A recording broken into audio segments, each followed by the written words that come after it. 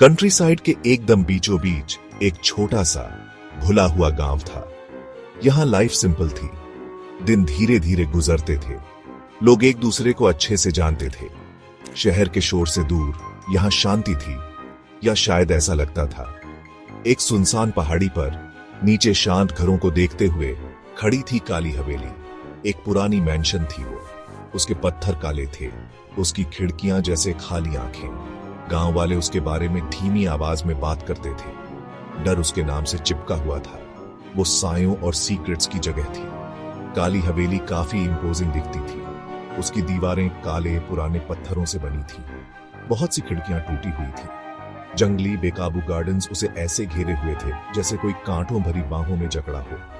ऐसा लगता था जैसे वो पहाड़ी पर छुपी बैठी हो, एक भुला हुआ जानवर जो ठीक से सो भी नहीं पा रहा हो। एक ईरी सी खामोशी हमेशा उसके आसपास रहती थी।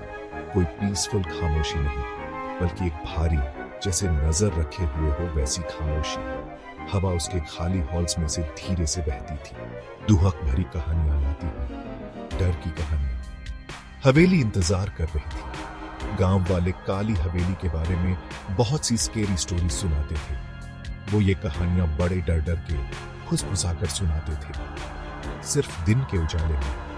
वो कहते थे कि रात में वहां से अजीब आवाजें आती हैं, कभी कभी हल्की हल्की रोने की आवाजें, तो कभी अनसेटलिंग हंसी। जब कोई नहीं होता था तब भी हल्के कदमों की आवाज गूंजती थी। सूरज ढलने के बाद काली हवेली के पास जाने की किसी की हिम्मत नहीं होती थी। वहां का अंधेरा डिफरेंट था। ऐसा लगता था जैसे जिंदा हो। हवेली अपनी सीक्रेट्स कस के पकड़े हुई थी, उन्हें क्यूरियस लोगों से बचा रही थी। उस मैंशन को काली हवेली कहने का एक रीजन था। काली मतलब ब्लैक या डार्क। कुछ कहते थे कि उसका नाम उसके डार्क स्टोन्स की वजह से पड़ा। दूसरे मानते थे कि एक डार्क पास्ट उसके नींव में बसा हुआ था। शायद उसकी दीवारों के अंदर कोई टेरिबल ट्रेजेडी हुई थी। एक लिंगरिंग कर्स वो फुसफुसाते थे। जनरेशंस से काफी लोग उससे डरते हुए थे। उसकी ग्रीन रेपुटेशन एक ठंडी धूप की तरह फैल गई थी। हवेली के आसपास की हवा हमेशा ठंडी लगती थी, और ऐसे जैसे दुख खुद वहां आकर बस गया हो। इस शांत, डर से भरे गांव में आया अर्जुन। वो एक राइटर था। वो बस्लिंग सिटी में रहता था। गोस्ट स्टोरीज उसका पैशन थी। वो सुपरनैचुरल कहानियां लिखता था। वो इंस्पिरेशन ढूंढ रहा था। उसे सच में हॉन्टेड जगहों की तलाश थी। उसने हल्की फुल्की बातें सुनी थी। रूमर्स एक रिमोट गांव के, एक ऐसा गांव जहां एक बहुत ही टेरिफाइंग मैंशन थी। अननोन की उसकी क्वेस्ट शुरू हो चुकी थी। उसे उम्मीद थी कि उसे एक ऐसी स्टोरी मिलेगी जैसी कोई और ना हो। अर्जुन एक डस्टी आफ्टरनून में गांव पहुंचा। ये उसकी सिटी लाइफ से बिल्कुल अलग दुनिया थी। एकदम क्वाइट, एकदम स्लो। लोग सिंपल थे। उनके चेहरों पर जमीन से जुड़ी जिंदगी की झलक थी। उसने क्वेश्चंस पूछने शुरू किए। उसने लोकल लेजेंड्स के बारे में पूछा, किसी हॉन्टेड जगह के बारे में। उसने एक्सप्लेन किया कि वो एक राइटर है। उसे अपनी नई बुक के लिए एक चिलिंग टेल चाहिए थी। उसकी कीन आंखें कॉन्स्टेंटली अपने सराउंडिंग्स को स्कैन कर रही थी, किसी भी मिस्ट्री का सुराग ढूंढते हुए। गांव वाले पहले तो हेजिटेंट हुए, फिर उन्होंने उसे काली हवेली के बारे में बताया।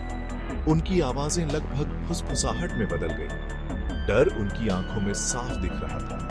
उन्होंने उसे अर्नेस्टली वार्न किया, उस जगह से दूर रहना। उन्होंने जोर देकर कहा, वो जिंदा लोगों के लिए नहीं है। उन्होंने डिसअपीयरेंसेस की बातें की, मैडनेस की, लेकिन उनकी वार्निंग्स ने अर्जुन की क्यूरियोसिटी को और बढ़ा दिया। एक हल्की सी मुस्कान उसके होठों पर आ गई। यही तो वो ढूंढ रहा था, the ultimate haunted house. Arjun काली हवेली से इमीडिएटली कैप्टिवेट हो गया। उसने उसे गांव से देखा था, एक डार्क सिलुएट बड़े से आसमान के साथ। वो ऊंची और मेनेसिंग लग रही थी। ऐसा लग रहा था जैसे वो उसे बुला रही हो। उसे उसकी तरफ एक अजीब सा खिंचाव महसूस हुआ। उसने तभी डिसाइड कर लिया, उसे एक्सप्लोर करना ही था। उसे उसके सीक्रेट्स अनकवर करने थे। ये हवेली, उसे लगा, उसकी ग्रेटेस्ट स्टोरी की थी। वो डरा हुआ नहीं था, या कम से कम उसने खुद से यही कहा। उसका राइटर वाला दिल थ्रिल मांग रहा था। जैसे ही डस्क अप्रोच हुआ, अर्जुन ने खुद को प्रिपेयर किया। उसने अपने टूल्स इकट्ठे किए, एक स्टर्डी फ्लैशलाइट, उसका ट्रस्टी कैमरा, एक फ्रेश नोटबुक और पेन। उसका एम था हर मोमेंट को डॉक्यूमेंट करना, हर साउंड, हर सेंसेशन। सूरज होराइजन के नीचे चला गया, आसमान ऑरेंज और पर्पल रंगों से भर गया। गांव वाले उसे हवेली की तरफ जाते हुए देख रहे थे। उनके चेहरे वरी से भरे थे। कुछ लोग उसकी सेफ्टी के लिए दुआएं मांग रहे थे। वो लूमिंग डार्कनेस की तरफ बढ़ा। उसने काली हवेली का भारी चरमराता हुआ दरवाजा धकेला। ठंडी मस्ती हवा का एक झोंका उस पर आया। हर चीज पर मोटी धूल जमी थी। मकड़ी के जाले पुराने कफनों की तरह लटक रहे थे। एक अननेचुरल खामोशी उस वास्ट स्पेस में फैली हुई थी। उसके खुद के कदमों की आवाज जोर से गूंज रही थी। फ्लोरबोर्ड्स की हर चरमराहट एम्पलीफाइड लग रही थी। आंखों के कोनों में हर साया नाचता हुआ सा लग रहा था। उसे अपनी स्किन पर चुभन सी महसूस हुई, जैसे अंडे की आंखें उसकी हर हरकत पर नजर रखे हुए हों। डार्कनेस प्रोफाउंड थी। उसने अपनी फ्लैशलाइट ऑन की। उसकी बीम ने उस ऑप्रेसिव अंधेरे को काट दिया। फिर स्ट्रेंज ऑकरेंसेस शुरू हुए। अचानक एक आइसी विंड कॉरिडोर से गुजरी, जबकि सारी खिड़कियां बंद थीं। दूर के कमरों के दरवाजे चरमराते हुए खुले, फिर जोर से धड़ाम से बंद हो गए। हल्की हल्की फुसफुसाहट हवा में तैरती हुई महसूस हुई, इतनी सॉफ्ट कि समझ न आई, लेकिन अनडिनाइबली प्रेजेंट थी। अर्जुन को अपनी हड्डियों तक ठंडक महसूस हुई। उसका दिल तेजी से धड़कने लगा। उसने काम रखने की कोशिश की। उसने पिक्चर्स क्लिक की। वो तेजी से अपनी नोटबुक में नोट्स लिखने लगा। वो स्केर्ड था, फिर भी एक्सिलरेटेड था। अचानक उसने उसे देखा। एक दूर के कोने के गहरे साए में एक बूढ़ी औरत वहां खड़ी थी। उसका फिगर फ्रेल था। उसके कपड़े टैटर्ड थे और किसी पायदान में रखा था। उसका चेहरा पीला था, डिम लाइट में लगभग ट्रांसलूसेंट सा। उसकी आंखें वाइट थीं और उनमें एंशिएंट सोलर भरा था। वो बस उसे देखती रही, मोशनलेस, साइलेंट। अर्जुन फ्रीज हो गया।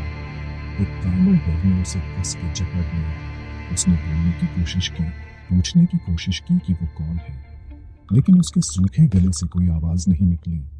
बूढ़ी औरत ने कुछ देर और उसे देखा, फिर वो धीरे से साइलेंटली अंधेरे में फेड अवे हो गई। सुबह की रोशनी गांव तक पहुंची। सूरज आसमान में और ऊंचा चढ़ गया। एंग्शियस गांव वालों का एक ग्रुप काली हवेली की तरफ गया। वो अर्जुन के लिए वरिड थे। उन्होंने उसे लौटते हुए नहीं देखा था। उन्होंने उसका नाम पुकारा, अर्जुन, अर्जुन। उनकी आवाजें बिना किसी जवाब के गूंजती रहीं। सिर्फ हवेली की ईरी खामोशी ने उनका स्वागत किया। मैंशन क्वाइट खड़ी थी, स्टिल, जैसे उसकी एंशिएंट स्लंबर में किसी ने खलल न डाला हो। उनके दिलों में एक ठंडा सा डर बढ़ने लगा। अर्जुन जा चुका था।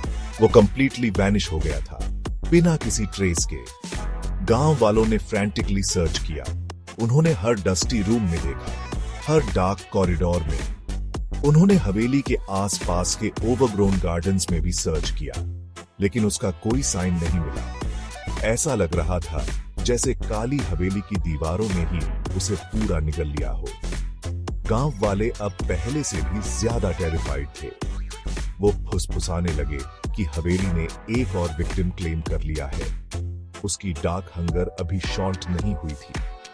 उन्हें सिर्फ उसका कुछ बिलोंगिंग्स मिली। उसका कैमरा मेन हॉल के डस्टी फ्लोर पर पड़ा था। उसके पास उसकी ओपन नोटबुक, जैसे जॉल्डी में ड्रॉप करती हो। कैमरा में अभी भी पावर थी। उन्होंने पिक्चर्स देखे, ज्यादातर डार्क थे, ब्लरी, खाली कमरों और शैडो कॉर्नर्स के शॉट्स। सबसे आखिरी पिक्चर चिलिंग थी। वो उस बूढ़ी औरत की क्लियर इमेज थी। उसकी सॉरफुल आंखें छोटे से स्क्रीन से उन्हें घूरती हुई लग रही थी। Accusing, haunting। नोटबुक में अर्जुन की आखिरी राइटिंग्स थी। उसकी नीट स्क्रिप्ट आखिर में फ्रैंटिक हो गई थी। उसने चिलिंग पॉइंट के बारे में डिस्क्राइब किया, विस्पर्स के बारे में, अपने बढ़ते हुए डर के बारे में, वो स्पेक्ट्रल बूढ़ी औरत से अपनी एनकाउंटर के बारे में। सबसे आखिरी पेज पर एक शॉर्ट स्टोरी मैसेज था। वो रियल है, हवेली अलाइव है, ये मुझे जाने नहीं देगी, मैं एस्केप नहीं कर सकता। काली हवेली का मिस्ट्री अब गहरा हो गया। अर्जुन उसकी टेरिफाइंग लेजेंड्स का एक और हिस्सा बन गया। उसके फाइनल वर्ड्स रह गए, एक स्टार्क वार्निंग, हवेली की डार्क पावर का टेस्टमेंट।